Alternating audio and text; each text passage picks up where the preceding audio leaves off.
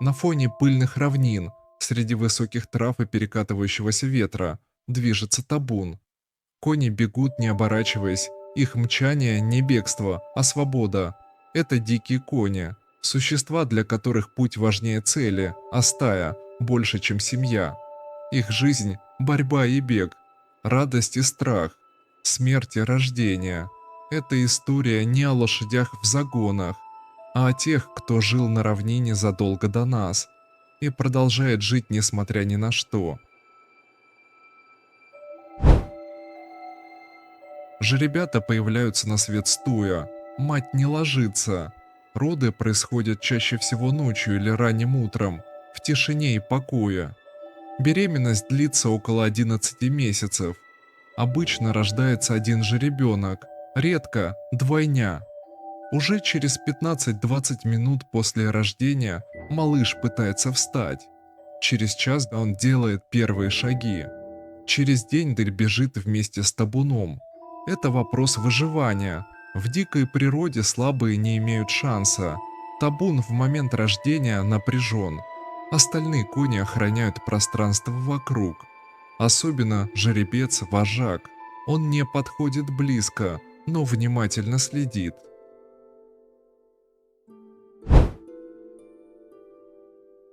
Первые недели жизни жеребенка – это постоянная учеба. Он учится держаться рядом с матерью, понимать сигналы, бегать, вставать после падения. В первые месяцы его окружают не только мать, но и другие кобылы, иногда они помогают с уходом. Это называется тетушка. Поведение типичное для социального вида. С раннего возраста жеребята начинают играть. Прыгают, кусаются, тренируют выносливость, изучают иерархию, кто кого подчиняет. Игры важны, они формируют социальные навыки, укрепляют мускулатуру, развивают реакцию. Все это пригодится в будущем.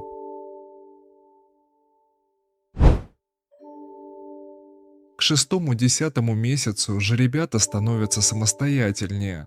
Они начинают есть траву, пить самостоятельно, отходить от матери, но все еще следуют за ней и учатся, как реагировать на опасность, как общаться с другими, как действовать, если нужно бежать. Молодые жеребцы часто пробуют свои силы на сверстниках. Это не борьба насмерть, а тренировка будущих поединков.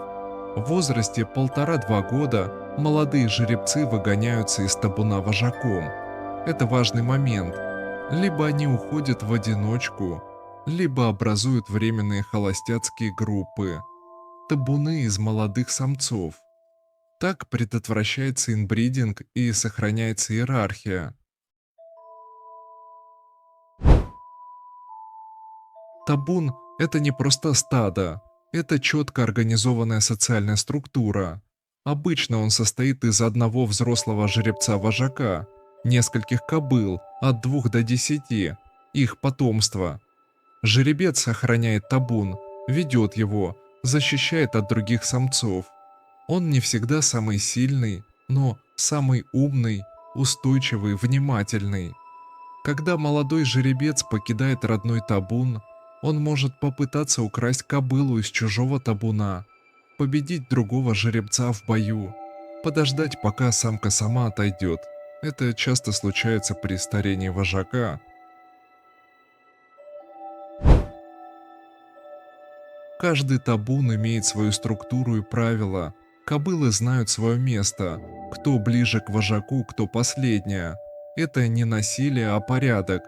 Кони постоянно общаются, ушами, положением головы, движением тела, голосом, ржанием, фырканьем, сопением. Они трутся друг от друга, вычесывают шкуру, играют. Это укрепляет связи. Вожак отвечает за безопасность. Он первым чувствует угрозу, первым идет на разведку, принимает решение, бежать или остаться. Если кто-то болеет, табун может подождать. Если конь ослаб, его окружают. Иногда прощаются. Жеребец может завоевать кобылу, побеждая соперников, проявляя силу, выносливость, уверенность. защищая табун от хищников. Кобылы не пассивные. Они выбирают, остаются или уходят. Спаривание происходит весной.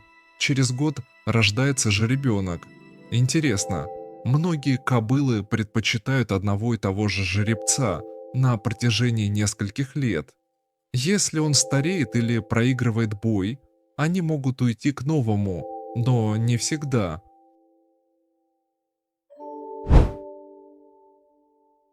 Жизнь дикого коня– это постоянное внимание к окружающему миру. Опасность в каждом кусте. Основные угрозы– хищники, волки, пумы, койоты, бурые медведи, голод и засуха, травмы, переломы, укусы змей, болезни, человек-отлов, уничтожение среды обитания, браконьерство, огнестрельное оружие. Иногда сильнейший враг не зверь, а жара. В годы засухи табуны мигрируют на сотни километров в поисках воды. Дикие кони постоянно в движении. Они редко стоят на месте, особенно в степях и полупустынях. Табун может проходить до 30-40 километров в день, если нужно. Они запоминают водопои, безопасные маршруты, теневые места. Во главе движения чаще всего идет старшая кобыла. Она знает путь. Жеребец замыкает строй, следит за безопасностью. Если угроза, он задерживает врага, чтобы остальные ушли. Старость приходит редко. Только самые удачливые и сильные доживают до 15-20 лет. Обычно смерть приходит внезапно. От хищника, травмы или болезни. Когда конь умирает, табун реагирует. Кони нюхают тело, фыркают, ходят кругами. Иногда еще остаются на месте, будто ждут. Бывали случаи, когда кони стояли у тела до суток, особенно если умер вожак или жеребенок. Это не просто инстинкт, это проявление связи, которую наука пока не может полностью объяснить.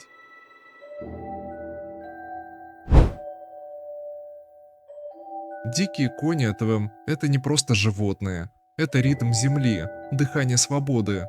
Их жизнь красивая, жесткая, настоящая, без жалоб, без лжи. Они рождаются, бегут, дерутся, любят, умирают, как есть. Мы, люди, веками восхищались ими, сражались вместе, использовали, а они просто жили и живут до сих пор. Где-то на равнине, где ветер поднимает пыль, а табун уходит вдаль, не оставляя следов.